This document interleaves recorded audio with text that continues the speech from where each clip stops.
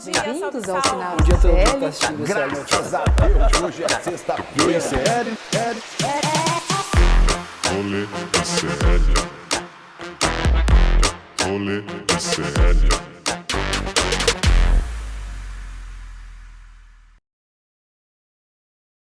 Dona Neon Grata, estamos começando mais um Rolê CL de, infelizmente, uma semana cheia sem um feriadinho miserável sequer. Hoje é segunda-feira, dia 19 de fevereiro de 2024. O mês já está terminando também, mas o que está começando é este nosso bate-papo gostoso, essa nossa troca no Rolê CL, que hoje falará, é claro, sobre as declarações polêmicas do presidente Lula durante o fim de semana, que renderam muito neste fim de semana, e hoje, nesta segunda-feira também, muitas repercussões. Já tem deputado bolsonarista pedindo impeachment do Lula, tem bolsonarista rasgando o UK nas redes sociais, atacando o presidente, e muita gente, que eu inclusive gosto e admiro, criticando a fala do presidente, que trouxe o Holocausto e Hitler como uma comparação ao que Israel tem feito, o governo de Israel tem feito com os palestinos, em especial na faixa de Gaza. O Lula exagerou nas declarações, Lula poderia ter ficado quietinho, podia ter criticado o genocídio, eu tô com vontade de espirrar. Podia ter criticado o genocídio, mas ter evitado falar sobre o Holocausto e sobre Hitler? Pode falar nos nossos comentários, que daqui a pouco nós falaremos sobre esse assunto. Falaremos também sobre o caso bizarro de racismo no Rio Grande do Sul, entre outros temas. O que de melhor a mulher que vendia recheio para outra fazer tudo o que aconteceu na internet, o seu Paulo tá olhando pela janela aqui. Quem não conhece, um dia eu vou botar o seu Paulo aqui no programa para ele fazer o programa junto comigo. Mas, para quem não acompanhou tudo o que aconteceu no fim de semana, hoje no Rolê CL, a sua oportunidade de ver o que aconteceu. Cadê? O Fábio de Sá, já tem uma galera aqui falando. O Fábio, você está equivocado desde as 8 horas. É a sua opinião, a minha é essa, a sua é a sua, você fica a sua, eu fico a minha. A gente vive na democracia, Fábio. Alô. Jairo Teixeira, a Bia Bukowitz, o Kederis Wilson, Sandro Dias, Marilene Leite, a Cleusa Nascimento, Oba Rolê. A Bia perguntando por que o programa não está mais às 5 da tarde, porque eu estava ficando o dia inteiro trabalhando e eu sou uma pessoa que merece um pouquinho de descanso. Vamos falar bastante sobre estes temas todos nesta segunda-feira. E quem está comigo hoje não é Guilherme Bess, então se tiver algum erro, algum problema, olha quem está comigo hoje fazendo o programa, cadê ele? Aí, ó, tá bonito. Bom dia, O que aconteceu, William? Titi? Você cortou o cabelo? Você reparou diferente? que tem Tá alguma diferente. coisa mudando? Tá diferente. Eu passei perfume hoje. Eu senti daqui. Bom Está programa aí- pra nós. Obrigado, Vitinho. Está aí na sua equipe toda, a Laura Couto. Mandar um beijo pro chat, posso? Um beijo pro chat. Pode mandar um chat. Ali atrás está a Giovana, o Gabriel Vento, a nossa Vivi Veras nos comentários, moderando tudo. E ele que não é persona não grata neste programa, no Brasil, em Israel, na Bolívia, em Botsuana, em nenhum lugar do mundo, Guga Noblar. Bom dia, meu Guguinha, como está você? Bom dia, Deluca, essa equipe linda, essa audiência maravilhosa. Tô bem, né? Não tô sofrendo hater que nem o Lula tá sofrendo hoje, né? O Lula na internet, amigão, só dá Lula lá mesmo depois do comentário dele sobre Israel. E ele, como o Deluca tá fazendo a piada do não grata, é porque o Lula virou persona não grata em Israel, até que retire o que disse, mas não vai retirar. Chegaremos lá daqui a pouco, o assunto do Lula. Daqui a pouquinho a gente vai falar sobre isso. Continua aqui com a gente que vamos falar bastante sobre esse assunto. Mas agora vamos para a macetada de notícias.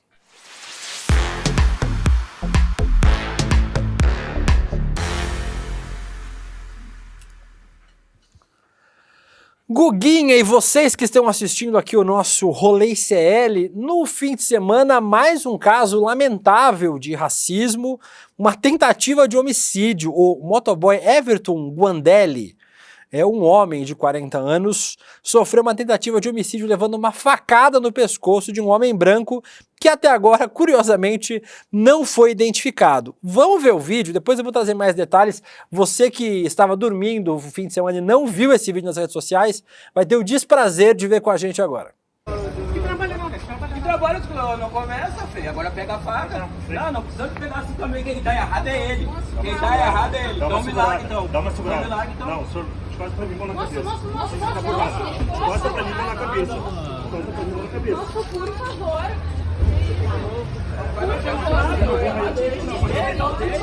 Por favor, moço. Que bizarro. Que bizarro. Inacreditável. Inacreditável. E ele foi algemado, tava com o pescoço machucado e foi algemado, porque imagina, Guga, que loucura você ficar revoltado porque tentaram matar você, né, Guga? Só isso. Tentaram matá-lo e aí, quando a polícia chega, no lugar de prender o agressor, eles vão pra cima da vítima. Por que isso? Por que será? Por que será? Mas pelo Olhar que eu pra cor entendi, da o pele agressor deles. que chamou, né, a polícia. Ele deu a facada no menino Não, e sim, chamou ainda a tem esse polícia. detalhe. Ainda tem esse detalhe, mas a ação da polícia é injustificável. Você tratar alguém que foi agredido, que tá machucado, que passou por uma situação onde a vida dele estava em risco. É claro que ele tá agitado, é óbvio. Ele tá óbvio, é o mínimo que a pessoa tem que estar. dele. Não, mas, cara, essa cena é revoltante, de verdade. A gente só vê isso acontecer porque, é claro, ele é preto, o outro é branco e privilegiado, tem cara de rico também. Então é claro que a gente vê aí, mais uma vez, a polícia atuar de maneira racista e elitista, né? A gente sempre vê a polícia atuando de maneira racista e elitista, e agora tá gravado aí mais uma situação em que a gente tem vergonha das nossas brigadas militares. Você também ali, brigada policial no uniforme, porque no Rio Grande do Sul a PM é chamada de brigada, né? Chamam de brigada militar. E aí no vídeo vocês estão vendo que ele estava tranquilamente, e desde o começo o Everton... Olha como o Everton estava, ele estava com as mãos para trás, tranquilamente, desde o começo da abordagem, porque como homem preto, ele sabe que qualquer movimento que ele fizesse, a polícia iria agredi-lo. E ele não foi para cima do cara, ele não xingou o cara, ele estava conversando, e aí o policial começou a querer empurrar ele contra a parede, algemar o Everton. Isso aconteceu no sábado, dia 17, ele ficou preso por 5 horas. Por que motivo? Não sabemos. Segundo a polícia, resistência à prisão, desacato, etc. E ele, depois de sair da prisão, no sábado, ele gravou um vídeo explicando o ocorrido. Vamos ver o que o Everton disse. Motoboy de Porto Alegre, minha firma é Soult Express. Estava esperando um pedido pelo WhatsApp, que eu faço grupo de WhatsApp de delivery e teleADM. Alguns vão saber, outros não. Estou parado, sentado, chega um cidadão que é residente da casa à frente da onde eu estava, com uma faca e me desferiu um golpe no meu pescoço. E depois chamamos a brigada não soube chegar conversando normal, daí eu conversei do mesmo jeito que eles estavam conversando e me agrediram e fui para a delegacia. E o cidadão se encontra na rua tranquilo, só que no caso foi uma tentativa de homicídio, não foi agressão normal, foi uma tentativa. Isso daí eu acho que é errado. Se a lei é para todos, então, né, assim não foi. Aqui tem várias pessoas falando sobre o assunto. O Marco Bambam diz aqui, além de terem feito isso com a vítima, eles ainda colocaram na caçamba da viatura, enquanto o branco que tentou matar o Everton foi de carona dentro da viatura no ar-condicionado. O Bruno Faides, só faltou no fim do vídeo o policial virar para a câmera e dar aquela piscadinha. O racismo a gente vê por aqui. O Fábio Camargo, a polícia levou porque claramente ele deu uma pescoçada na faca do idoso. Claramente foi isso que aconteceu. E aí, Guga, a gente lembra que semana passada a gente estava aqui falando sobre o carnaval da Vai-Vai, né? Lembra que os delegados de polícia, Pois os é. policiais ficaram putos porque a Vai-Vai fez, olha, ó... É outra coisa, com o vento fazendo corte nas imagens aqui, é muito mais rápido. Tá aí, ó. Respeito. A galera ficou irritadinha porque a Vai-Vai colocou num desfile em homenagem aos Racionais MCs a polícia como demônios. Tipo, tá errado, Guga?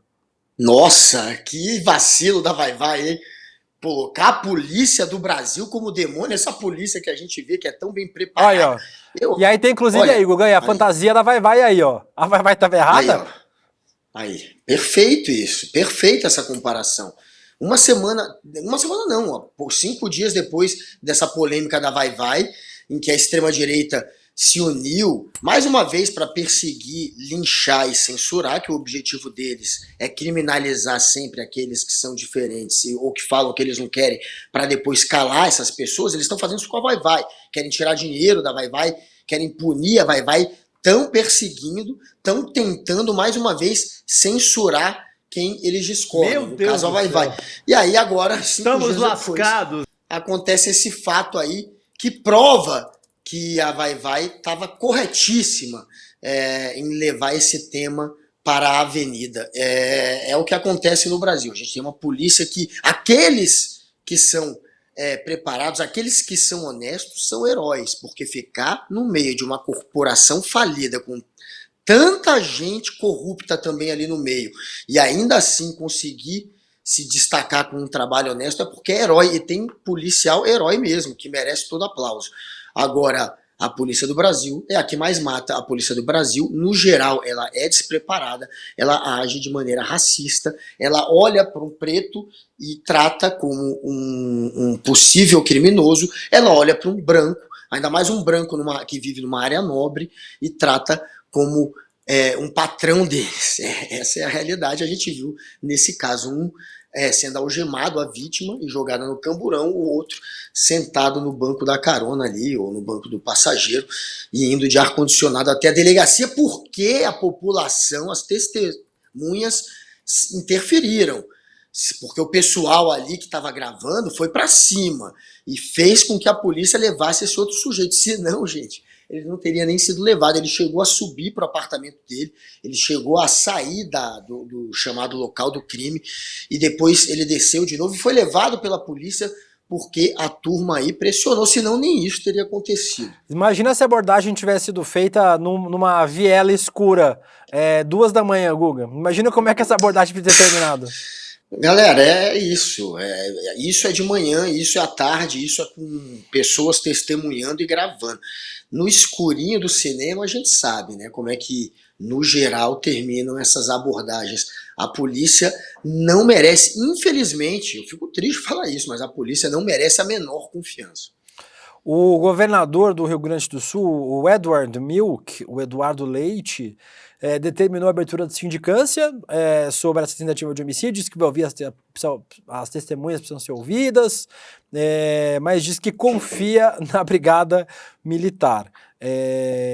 Tem um outro tweet dele, tem 2, né? Aí, ó, renovo minha confiança na brigada militar, nos homens e mulheres se compõem nossas forças de segurança. Várias declarações, eu vou mostrar só a do Silvio Almeida, o ministro fez um post nas redes sociais muito grande falando sobre esse caso do trabalhador e disse que ele entrou em contato com a Aniele Franco, né? O ministro Silvio é ministro dos Direitos Humanos, a Aniele é ministra da Igualdade Racial, que disse que ia entrar em contato com as autoridades gaúchas para acompanhar o caso e ajudar na construção de políticas de maior alcance, muita repercussão que faz todo o sentido, né? Então, a gente espera que realmente esse caso não seja esquecido e que o Everton veja o seu agressor, né, o homem que tentou matá-lo, ser levado à justiça. É o mínimo que a gente espera, e que cenas como essa não se repitam.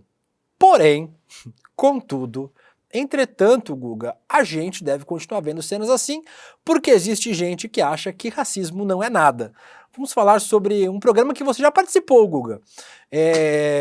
A Jovem Pan, no programa Pânico, na última sexta-feira, dia 16, o comentarista André Alba estava criticando ativistas de questões raciais no Brasil quando aconteceu isso aqui, Guga. Vamos assistir. O negócio é o seguinte, pra quem gosta do que tá acontecendo, inclusive tem uma capa da Veja falando que a turma da lacração tá passando dos limites. Então, esse filme, o American Fiction, ele é uma crítica de uma vertente desse pensamento woke, e ele é muito bem feito. Eu assisti a metade do filme, pra quem gosta de ver um filme que faz uma crítica ao pensamento woke, American Fiction, ele é um bom filme e tá indicado no Oscar de melhor filme, melhor ator e melhor ator coadjuvante. Vai ganhar. É um filme que fala dessa questão de como essa agenda vê, por exemplo, os negros, né? O negro, ele tem o padrão, o clichê, que é o que o Fernando Holliday fala. Agora ele tá fazendo essa graça aí com o macaco. Tira o macaco aí, ó. Como essa agenda vê os negros. E no segundo que isso é dito, a câmera corta para o que seria o mascote do programa, um macaco. É difícil a gente falar, né, Guga? Aí, ó, tem vários comentários, a gente vai ver várias repercussões do Twitter que a Laura separou pra gente, mas assim, é difícil a gente ter que discutir isso em 2024 de novo, né? O que falar, né? Primeiro, essa imagem de um macaco no momento que você está falando de um negro, não tem como você justificar isso, né? Obviamente foi racismo, não dá para você dizer que foi coincidência, de repente mudaram a câmera, não foi por acaso, né? Enfim, fazer uma associação desse nível é baixíssimo e a gente achava que já tinha acabado essa fase ainda. E o comentário do Alba, que foi meu colega, que é meu colega, também é um comentário muito reacionário. Os dois momentos, né? A imagem que eles tentam associar um negro a um macaco, pelo menos foi isso que é assim que a gente interpreta qualquer pessoa que tenha massa encefálica interpreta. E aí vem o Alba e fala que porque a mulher ataca a cultura woke, porque agora pelo menos a mulher é loira, né? Eu não sei se a gente usou exatamente o trecho inteiro, mas ele vai até esse momento. Ele chega depois nisso, Ele fala que, porque finalmente a atriz agora tem o perfil daquele herói. A heroína ela é loira, agora a atriz é loira também. Aquela crítica de você, às vezes, colocar um personagem negro num papel que está associado na cabeça dessa turma, que seria um papel de um branco. É mais um comentário também reacionário, estúpido, e que tem ali um racismo embutido. Então, parece que para virar nerd hoje em dia, e esse foi um comentário de um amigo meu chamado Daniel Duncan, que é um comediante, que é roteirista também. Ele fez um vídeo, né? Ele é nerd mesmo, ele é um nerd real. E aí ele fez um vídeo batendo nessa fala do Alba, e aí ele diz, hoje em dia parece que para ser nerd você tem que odiar 3 minorias, né? E antes não era assim. Pelo menos 3 minorias. Aqui no nosso chat as pessoas obviamente estão criticando. A Carolina Pinas diz racismo recreativo. O Jair Xavier diz a impunidade impera nesse país. O Gabriel Peruso, meu advogado, diz para eu manter minha boca fechada. É melhor, Gabriel, às vezes, porque a vontade de dizer várias coisas vem até a metade da garganta. O Bruno Fai também, eu não tenho advogado, eu estou meditando aqui para falar o que eu penso da Jovem Pan. Assim, o que a gente pensa é que, obviamente, existe uma linha muito fina que é cruzada frequentemente pela Jovem Pan em relação a racismo, machismo, homofobia e outros ataques a grupos minoritários, né? E nada disso é opinião, nada disso é brincadeira, nada disso é um debate saudável. Isso é crime. A gente tem que tratar as coisas como elas são, e é isso que a Jovem Pan faz sistematicamente, não é de agora, né, não é uma novidade, mas a Jovem Pan tem feito essa escalada. E eles falam, inclusive, vou deixar inclusive a dica para nossa Laura Couto, nossa redatora aqui, a gente fala sobre essa cultura woke, né, que é uma coisa que os reacionários brasileiros estão importando dos Estados Unidos, né, que é esse identitarismo, né, que é o que eles chamam de identitarismo. Nos Estados Unidos chamam isso de cultura woke. E aí os bolsonaristas, os extremistas brasileiros estão começando, como eles gostam de importar tudo dos Estados Unidos, estão começando a importar esse termo também para se referir a tudo que é progressista, tudo que é ligado a minorias, causas identitárias, etc. Ele cita a capa da Veja como se fosse uma coisa boa. Mas, falando em bolsonarista, Guga, vamos para mais uma notícia nesta segunda-feira. Lembrando que essa semana teremos o Carnagado, a micareta bolsonarista na Avenida Paulista no dia 25. Já comprou sua passagem, Guga, para vir aqui fazer tipo a cobertura, para no Carnagazo 2024? Olha, não tô com passagem. Tô pensando em ir de carro, né? Porque eu viajei de carro 3 dias e meio, agora eu só ando de carro. Quem sabe eu chegue aí. Vamos ver. Se o Guga não vem, muitos bolsonaristas vêm. Coluna do Guilherme Amado, nesta segunda-feira, Bolsonaro diz ter 80 deputados confirmados para a Avenida Paulista. O Guilherme Amado trouxe uma lista completa, os nomes vocês já devem imaginar. Abílio Brunini, nossa senhora, vai ter só a nata do Eu chorume. vou, hein? Vocês vão? Bia Kicis, Bibo Nunes, Carla Zambelli, Carlos Jordi, isso aí é um encontro de investigados da Polícia Federal, isso aqui. Coronel Telhada, Éder Mauro, General Girão, o Príncipe vai vir, Gugu, Luiz Felipe Meu de Orleans Deus e do Bragança, Mário Frias, vai vir é uma pororoca de chorume na Avenida Paulista, mas o Guilherme Amado deu uma lembrança importante pra gente. O Bolsonaro falou que vai reunir 80 deputados confirmados, mas o partido dele tem 96. Então só do partido dele 16 já não vem, porque tem gente de outros partidos aí. Ou seja, não tá tão prestigiado assim o Bolsonaro, né? Galera, não tá prestigiado. A rachadinha. Não tá. Vocês estão viajando. Prestigiado. Porque vai levar 80 deputados, isso aí não é nada. Ele elegeu na esteira do Bolsonaro. Sinceramente, eu acho um pouco de viagem. Mais de 300 políticos ao todo, se você pegar. Não estou falando só deputado federal, obviamente. Ele elegeu muita gente. Ele elegeu 2 dezenas de senadores. Acho que tem 20 senadores aí que são ligados ao Bolsonaro. Ele elegeu entre deputado estadual, entre deputado federal, ao longo desse período aí, mais de 300. Ele elegeu uma penca de governadores. Estão indo 80. Perto do poder que ele tinha é pouco. Ele está se esvaziando. Era para ter muito mais político aí nesse, que é um evento central para ele. E tem gente aí, claro, arrumando qualquer desculpa que possa para não participar daquilo que pode ser interpretado como um ato golpista, mais uma vez. Né? A gente sabe que a ideia é afrontar o STF, ele está aí criando já um álibi, pedindo para as pessoas não levarem cartaz, etc., exatamente sabendo que eles farão isso. E dependendo de como ele se comportar ali, se ele de alguma maneira incentivar aqueles que estarão claramente atacando a democracia, aí ele pode rodar mesmo e ser preso. Esse evento pode virar um tiro no pé. Então muita gente não quer ir. Esse número não é um número grande para o que o Jair Bolsonaro poderia levar. Essa é a realidade. Oi. O que será que eles vão fazer na Paulista, hein? Vão andar, vai rezar pra pneu? Aí o pneu aí, ó.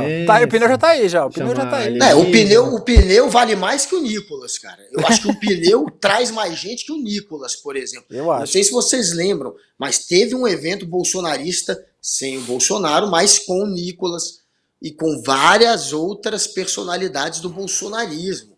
Acho que o Gustavo Gayer, aquela turma ali que é vista como a sombra do Bolsonaro, e foi um mico.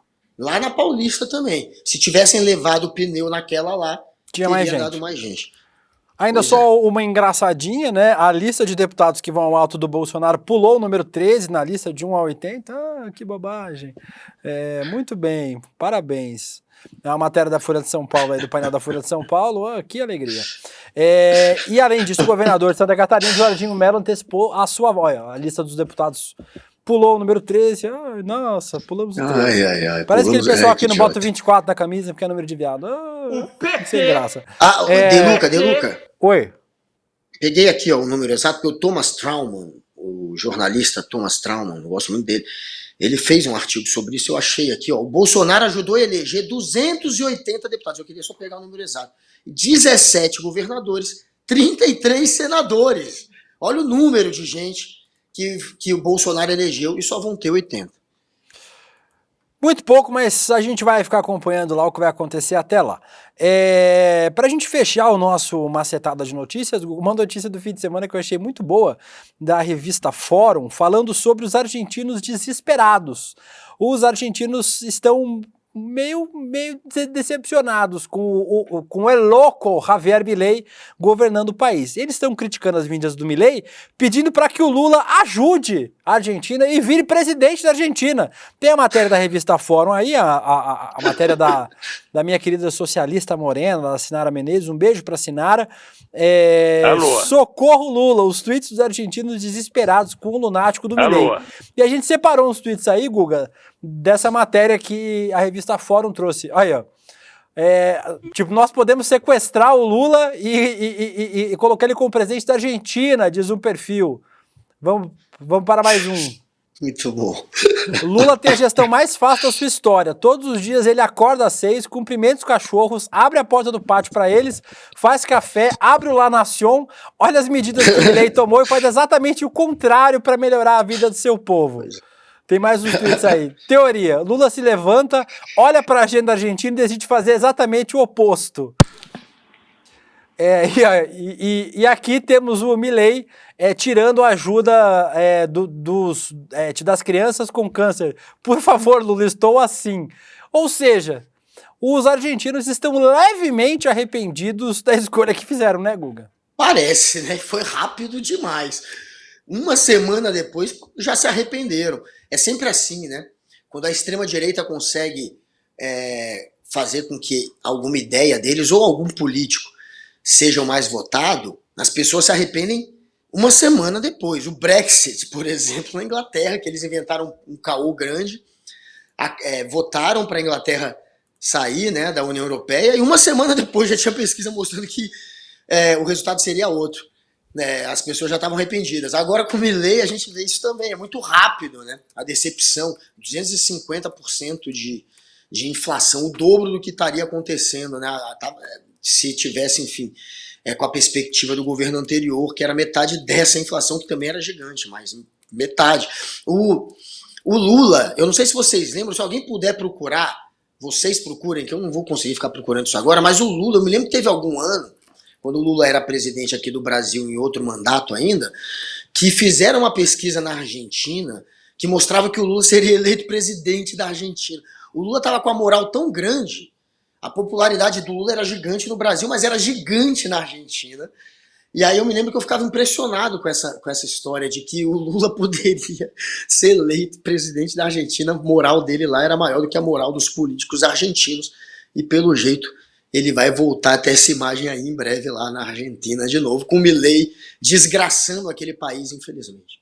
Devia ter virado presidente da Argentina e anexado, né? A gente hoje tinha quantas Copas do Mundo? 7 Copas do Mundo? 8 Copas do Mundo? Pô, isso seria 3 mais 5, 8 Copas do Mundo. 8 Copas do Mundo, pô. 8 Copas do Mundo. Bom demais. E Oscar, né? Que a gente não tem, mas a Argentina tem. E com isso, nós fechamos o nosso Macetada de Notícias. O Sumari Excel falando aqui, cosplay de presidente, a Marilene Leite, tenho pena dos irmãos, não desejo Trumps, Bolsonaros e Mileis a ninguém, nem pro meu pior inimigo. E com isso nós fechamos este nosso quadro e vamos para o Tá Pegando Fogo. Tá pegando fogo, bicho! Chama! O Giovanni... Não, Giovanni, pode aparecer. O Giovanni vai trazer aqui uns negócios pra mostrar pra vocês daqui a pouco. Pode aparecer ali, Giovanni. Dá tchau pra eles ali, ó. O Giovanni que faz o socorro que vocês escutam, é o Giovanni que faz, viu? Já vou falar sobre isso aqui, ó. O socorro é o Giovanni que faz. Conheceram o Giovanni. Obrigado, Gil. Vamos falar agora, Guga, sobre o tema que todos querem falar neste programa e neste país hoje, sobre as declarações do presidente Lula sobre Israel. Um assunto que agitou o fim de semana na política internacional, não só no Brasil. A fala sobre o genocídio israelense em Gaza está dando o que falar. Na coletiva que o Lula deu em Addis Abeba, capital da Etiópia, antes de embarcar para o Brasil, ele foi perguntado sobre o envio da ajuda financeira à agência da ONU para refugiados palestinos. Vejam o que o Lula respondeu nessa entrevista, vocês que não viram ainda.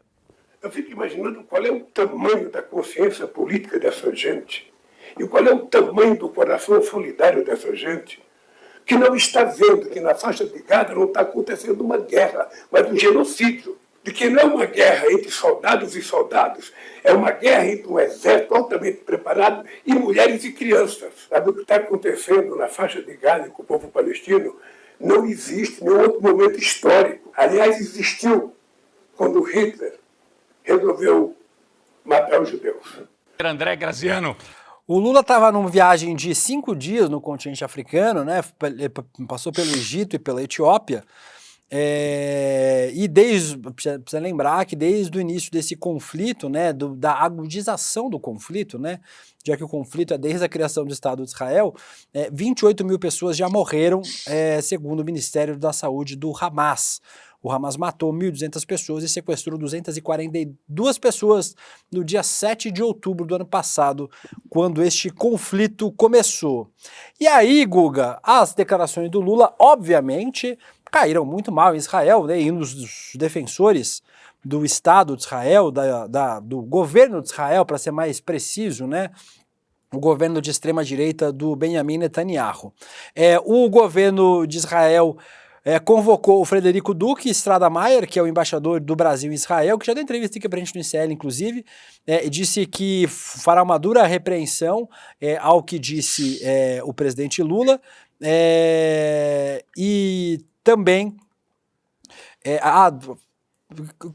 o que a gente tem? A gente tem a fala do Netanyahu, né? Vamos ver a fala do Benjamin Netanyahu logo depois que o presidente Lula deu essa entrevista. Today, the president of Brazil, by comparing Israel's war in Gaza against Hamas, a genocidal terrorist organization, to the Holocaust, President Silva has disgraced the memory of 6 million Jews murdered by the Nazis, and he's demonized the Jewish state like the most virulent anti-Semite. He should be ashamed of himself. 2 aplausinhos. Nem o pessoal gostou muito lá, né? You know, we often speak about the history of anti-Semitism.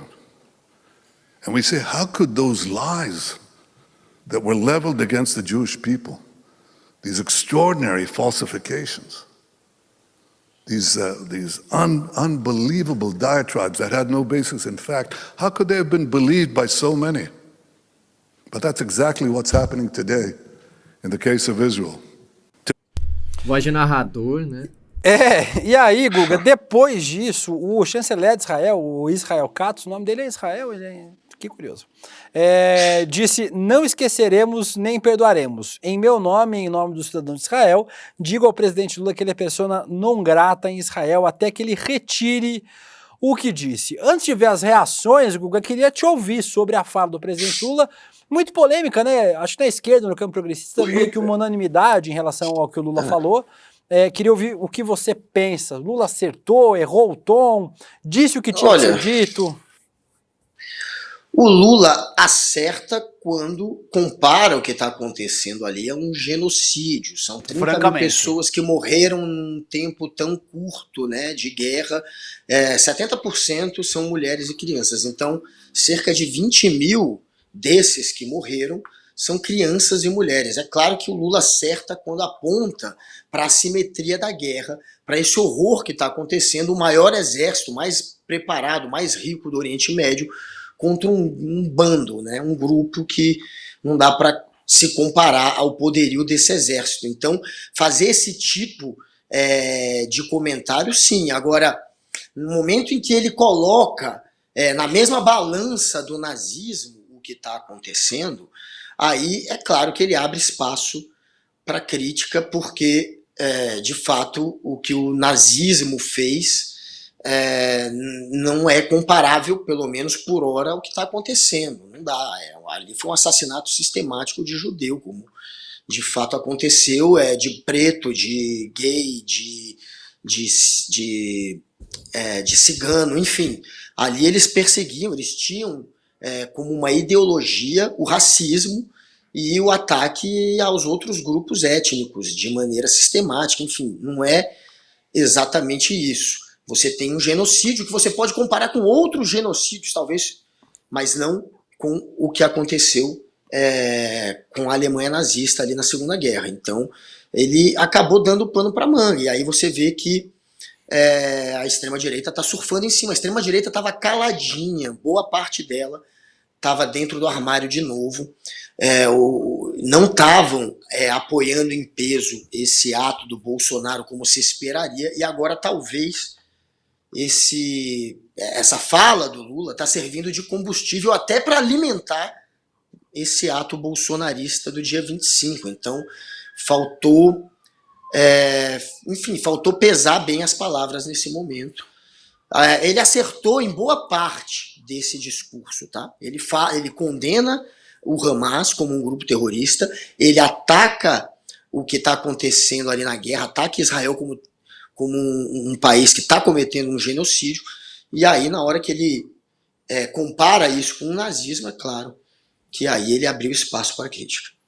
Guga, aqui nos nossos comentários, no Enil eu não consegui ler comentário porque a dinâmica do programa às vezes não permite que a gente fique atento muito ao chat. Aqui, como é um programa que a gente preza pela interação, eu não vou ignorar os comentários de vocês, é óbvio, né? A maioria das pessoas está concordando com o que o Lula disse.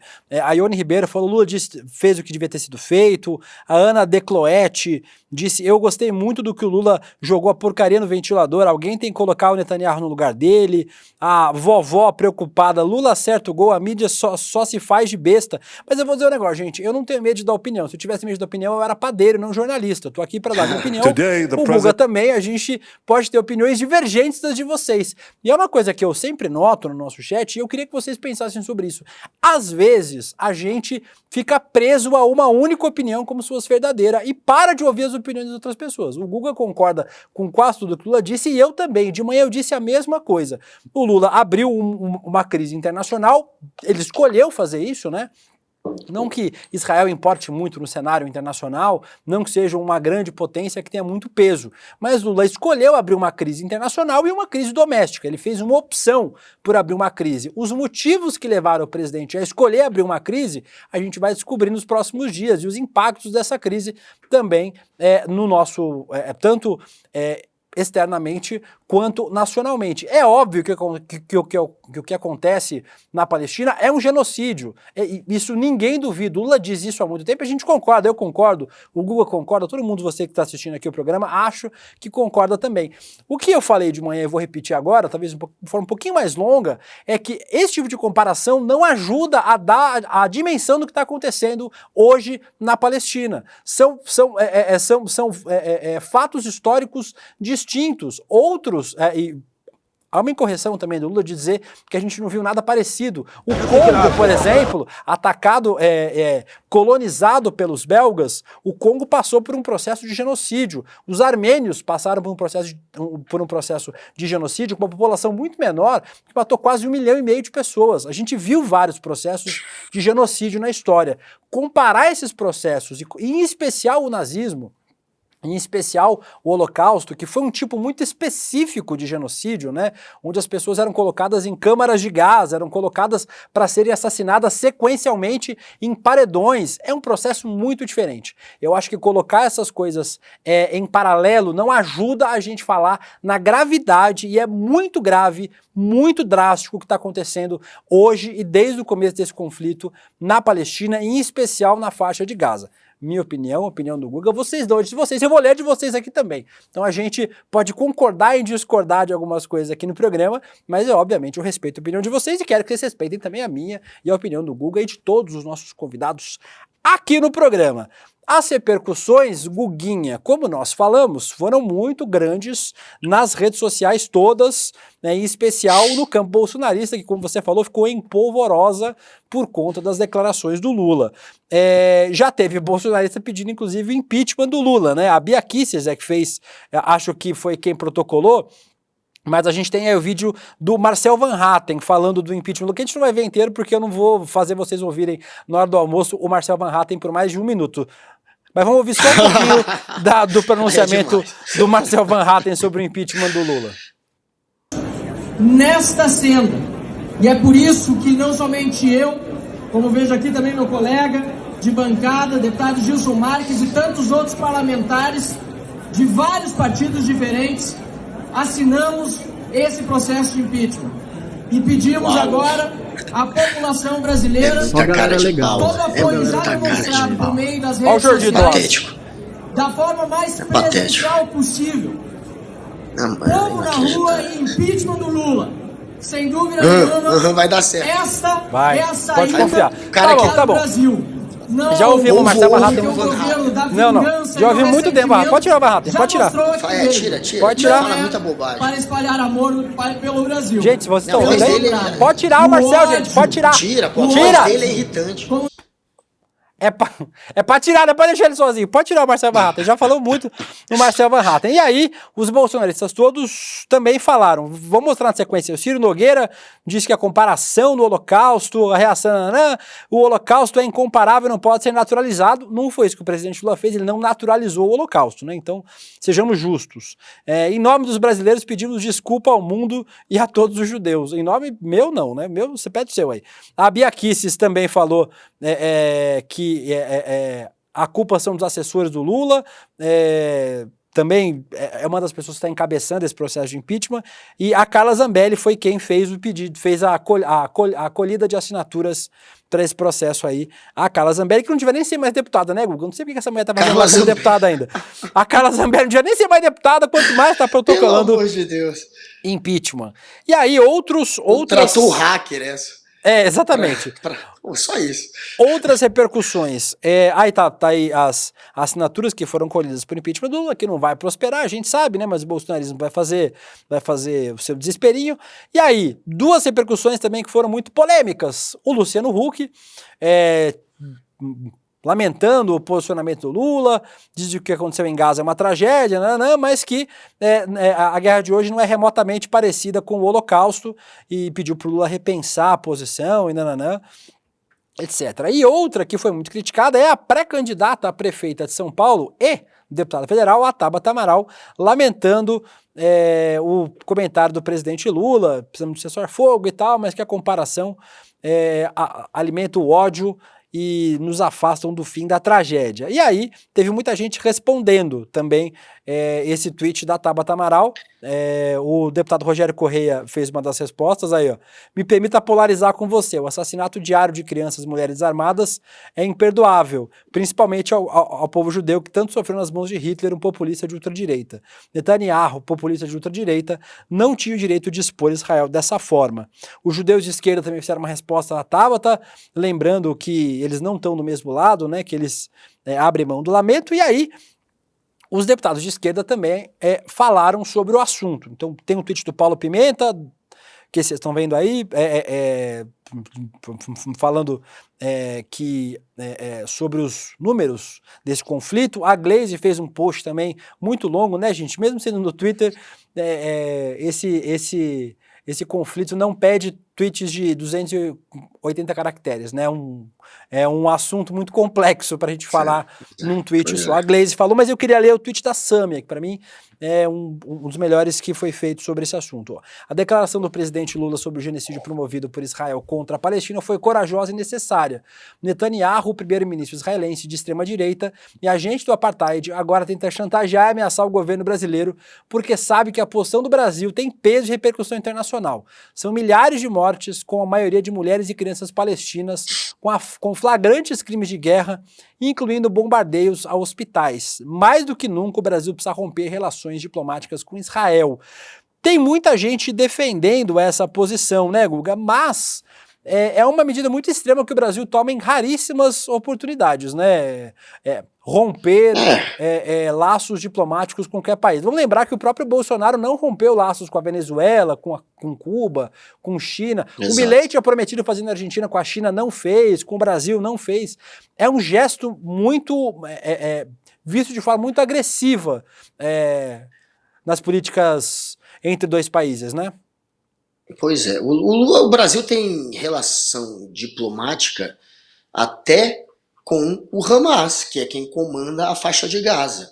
A gente tem uma ponte ali que faz uma interlocução, que é o Catar, o Egito, acho que até a Arábia Saudita, se eu não me engano, faz essa ponte. E o Brasil tem relação diplomática até com aquele que é considerado um grupo terrorista. Então, vai fechar a porta com Israel, sofreria pressão para fechar com os dois lados, provavelmente, e não é a oposição do Brasil histórico. O Brasil é um país que tenta manter essas pontes exatamente para, num momento de emergência, de necessidade, poder dialogar com os dois lados, poder tentar criar soluções. Foi, inclusive, o que o Lula tentou no início dessa guerra. Como o Brasil tem as portas abertas com os dois lados, o Lula tentou, inclusive, intermediar um acordo de paz para cessar essa guerra. Por isso, porque o Brasil tem essa posição histórica de não fechar as portas. A gente viu aí a extrema-direita, né, surfando em cima dessa história. É patético isso. É de uma cara de pau, é de um cinismo, é de um oportunismo que a gente está acostumado quando se trata dessa extrema-direita populista. A gente tem inúmeros momentos em que o Jair Bolsonaro se conectou de alguma maneira com o nazismo, ou foi conectado com grupos neonazistas. Tem aquela história do Bolsonaro ter usado parte da verba dele, de gabinete, para colocar propaganda dele, dos feitos dele como deputado, em páginas neonazistas. Ele fez isso quando era deputado, depois ele falou, não sabia onde parou a propaganda, que coincidência, foi parar justo numa página neonazista. Tem também o ato convocado em favor do Bolsonaro por neonazistas em 2011, ali no vão do MASP. Ô Guga, ele deu uma entrevista para você, inclusive, não deu? Falando sobre isso? Eu fiz coloquei aquele teste da verdade, ele com aquela máquina da verdade e um especialista para dizer se ele estava mentindo ou não, e fiz várias perguntas na época do CQC. Era o Rafael Cortez, o repórter, eu era produtor de conteúdo ainda, e a gente fez ali, eu criei várias perguntas sobre isso, inclusive, sobre nazismo, para mostrar que ele era um cara que não conseguia criticar para valer. Acho que tem esse vídeo, Guga, acho que a gente tem esse vídeo do CQC. Vamos assistir esse vídeo, tipo, o que o Bolsonaro falou sobre o nazismo na época. O Cortez. Sabendo da história da Segunda Guerra Mundial, voz. Essa é a minha voz. Você teria se alistado, se você fosse alemão, você teria se alistado ao exército nazista? Pode, sem problema nenhum. Tá bom. Eu tenho uma resposta. Pode fazer a pergunta. Sabendo da história da Segunda Guerra Mundial, incluindo toda a morte nos campos de concentração, o Holocausto, aqueles 6 milhões de judeus assassinados, você teria se alistado como militar se fosse da Alemanha naquele contexto? Olha, o meu bisavô foi soldado de Hitler. Ele perdeu um braço, inclusive, na guerra, né? Seu bisavô! Qual o problema? A minha família são de alemães. Essa história nunca foi comprovada, na verdade, também, né? O Bolsonaro já falou que comeu carne humana, que já falou um monte de bobagem, já essa história, mas não foi comprovada. E ele falou com orgulho isso, né? Que o bisavô dele foi soldado do Hitler. Foi soldado. A justificativa é que não tinha como você deixar de se alistar, você era obrigado. Então, olha só a resposta do cara. Imagina, se alguém me pergunta, sabendo o que foi hoje o nazismo, você se alistaria, sabendo do Holocausto, exatamente para fugir dessa justificativa de que não tinha como, né? Sabendo, com um olhar retrospectivo, já sabendo o que foi o nazismo, você se alistaria? E o cara, no lugar de dar uma resposta, né, que ataque a Alemanha nazista, não, ele fica de alguma maneira tentando justificar, fala que o avô foi, enfim, esse é o Jair Bolsonaro. Ele é muita cara de pau a gente ver esses políticos bolsonaristas agora usarem essa fala do Lula para repudiar o nazismo, para dizer que o Lula está banalizando o nazismo, sendo que o Jair Bolsonaro tem inúmeros momentos em que ele é associado sim ao nazismo, eu já citei alguns aqui. E os bolsonaristas nunca repudiaram nada disso.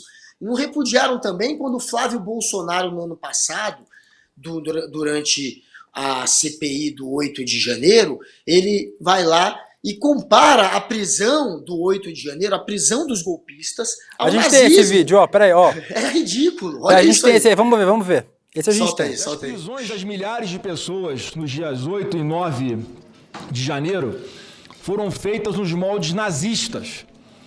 Eu já tive a honra e o privilégio de visitar o Museu do Holocausto em Jerusalém, em Israel. Quem não teve essa experiência ainda, faça o possível para ter, para saberem qual é o tamanho do grau de maldade e crueldade que alguém pode impor a uma pessoa próxima. Ele não aprendeu, pelo jeito. Não. Porque a gente via lá... Comparou depois com a prisão. Pessoas com medo, querendo fugir do nazismo e sendo direcionadas para dentro de estações de trem, de uma forma pacífica, com a falsa promessa, olha, vem com a gente, Vamos andar aqui em fila indiana, o senhor, a senhora, seus filhos pequenos, a senhora grávida. Vamos caminhando que vocês vão entrar num trem e vão fugir do regime nazista. Ou seja, Guga, esse paralelo para eles, tá? Já ouvi muito, meio-dia a gente botando Flávio Bolsonaro na casa das pessoas. A gente ouviu muito esse pessoal. Mas acho que deu para entender, né, Guga? A relação deles com o nazismo não é tão de crítica assim, né? Claro que não. Olha, isso sim é banalizar o nazismo. Ele tratar a prisão do 8 de janeiro, que sequer foi feita de imediato. Eles já deveriam, aqueles que estavam acampados no acampamento golpista, terem sido levados logo depois do quebra-quebra. Eles só foram levados na manhã seguinte. Foram tratados como a justiça trata qualquer criminoso, com todos os direitos sendo atendidos. E mesmo assim o Flávio Bolsonaro compara aquela situação, a prisão do 8 de janeiro, com o Holocausto, com o momento em que famílias de judeus eram conduzidos aos vagões de trem que eram direcionados até os campos de concentração, onde eles eram colocados em câmaras de gás.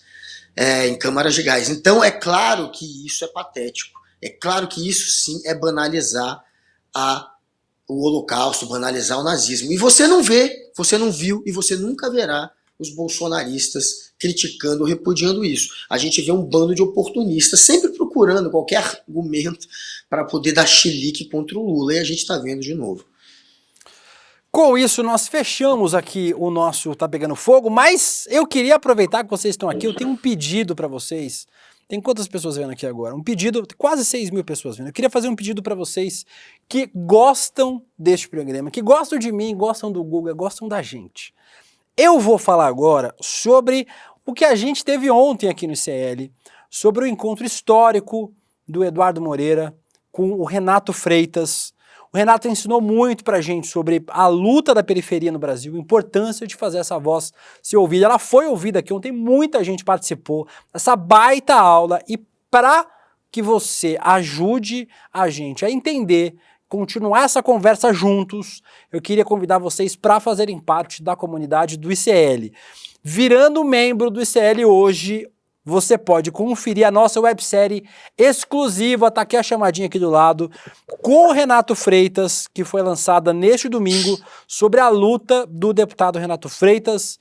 Vamos só ver um trechinho dessa websérie, brilhantemente editada pela nossa equipe do ICL, uma baita equipe, uma baita produção técnica aqui da nossa equipe, então já dá os parabéns para a nossa equipe toda. Vamos assistir o teaserzinho desta Essa igreja foi construída por pessoas negras porque não podiam entrar naquela igreja. Crime, ultraje, violação. Sobre esse episódio que aconteceu na cidade de Curitiba. Esse Renato incomoda. Falar a verdade é indecoroso. Um ato pacífico que pedia justiça por violências cometidas contra pessoas negras. Como isso pode dar num processo de perseguição política? Pela justiça. Tá aí o teaser dessa baita websérie que você pode assistir. Virou membro aqui do ICL. Você, além de assistir a série, você aproveita o nosso clube de benefícios com até 60% de desconto em lojas e serviços por todo o Brasil. Tá aqui do lado só algumas que vocês vão ter. O clube de benefícios do ICL, e não é só isso. Se você entrar no plano solidário anual, ainda consegue garantir presentes para quem entrou no domingo. Tô com eles aqui. Mostra, deixa eu na tela aqui, tipo aí o Guga. Pode deixar o Guga aqui, ó. Vai ganhar esse quadrinho. Deixa eu ver se eu acho um jeito de mostrar. Olha, ficou. Agora dá pra ver melhor. Aqui, ó. Essa arte não vai com o quadro, tá, gente? Vai só com a arte. Porque agora veio a luz de novo. Vão levar essa arte do Renato. Depois vocês entram lá no site certo, vocês vão ver tudo. Vão levar esta bombeta do Renato. Bombetinha do Renato. Bombeta do Renato. Bombetinha. E ainda um livro dos Racionais MC, Sobrevivendo no Inferno. Um livro excelente. Ganha? Funcionário ganha mais trabalho, você fica na sua. E aí você ainda leva tudo isso virando membro do nosso...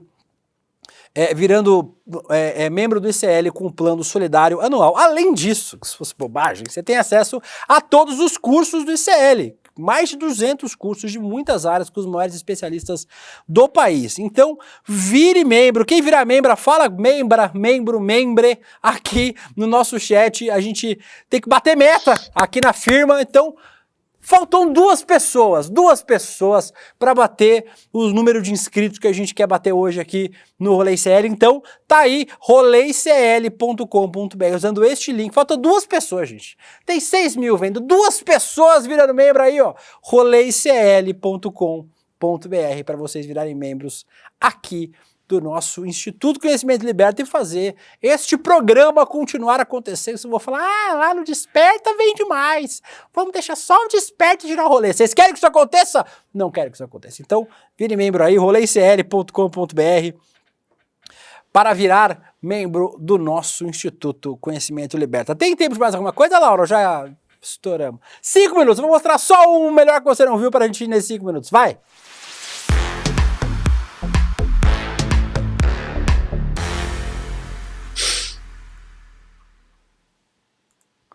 Fez um roteiro de umas 800 páginas, usamos umas 3 hoje. Mas tudo bem, é isso aí mesmo. Vamos para o nosso melhor que você não viu. Eu separei alguns vídeos, mas esse eu queria mostrar, que é o vídeo da moça reclamando, uma querida que desconhece o capitalismo. Um vídeo que foi postado por uma moça que é confeiteira. Vamos ver o vídeo, vocês vão entender. Em algum momento. Quando o pessoal quiser colocar. Aí, ó. Não, porque o vento é melhor que o Vitinho.